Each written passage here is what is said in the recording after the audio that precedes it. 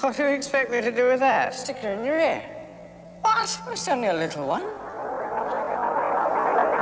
Listen, that's that. Listen, it's important. What? It's the Vogon captain. I can't speak Vogon. You don't have to.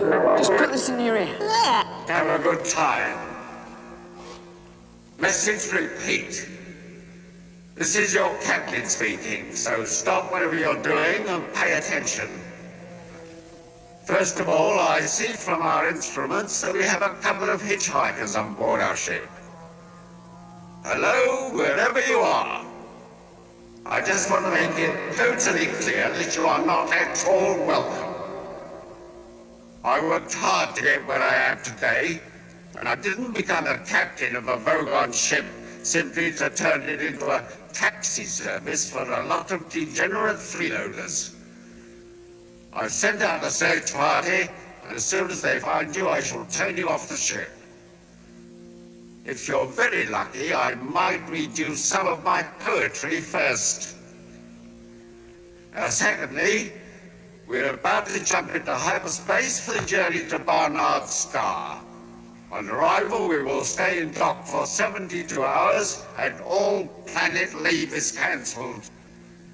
I've just had an unhappy love affair, so I don't see why anybody else should have a good time. Message ends. Poetry? What are you doing? Preparing for hyperspace. It's rather unpleasantly like being drunk. What's so wrong about being drunk? Ask a glass of water. Now, lie down on your back. Grip the towel between your ankles like this. What? Just do it.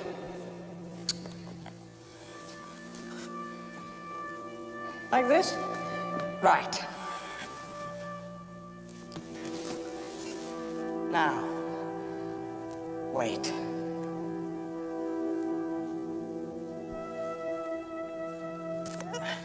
Excuse me, Ford, but what exactly am I doing with this fish in my ear? It's translating for you. Look in the book under Babel fish.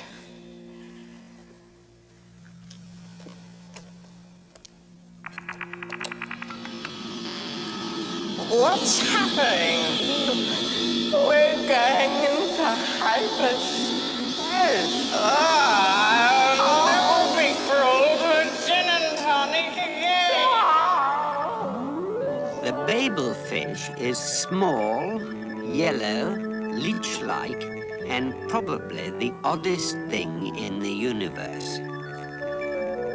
It feeds on brainwave energy, absorbing all unconscious frequencies and then excreting telepathically a matrix formed from the conscious frequencies and nerve signals picked up from the speech centers of the brain.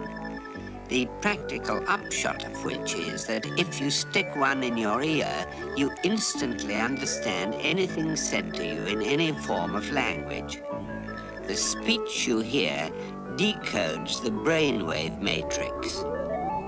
Now, it is such a bizarrely improbable coincidence that anything so mind-bogglingly useful could evolve purely by chance that many thinkers have chosen to see it as a final and clinching proof of the non-existence of God.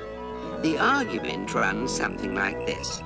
I refuse to prove that I exist, says God, for proof denies faith, and without faith I'm nothing. But, says man, the Babel fish is a dead giveaway, isn't it? It proves you exist, and so therefore you don't. QED. Oh dear, says God, I hadn't thought of that, and promptly vanishes in a puff of logic. Oh, that was easy, says man.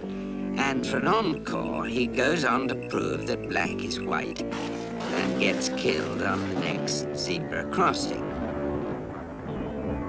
Most leading theologians claim that this argument is a load of dingoes' kidneys. But this didn't stop Ulan Kalufin making a small fortune when he used it as the central theme for his best-selling book. Well, that about wraps it up for God. Meanwhile, the poor Babel fish, by effectively removing all barriers to communications between different cultures and races, has caused more and bloodier wars than anything else in the history of creation.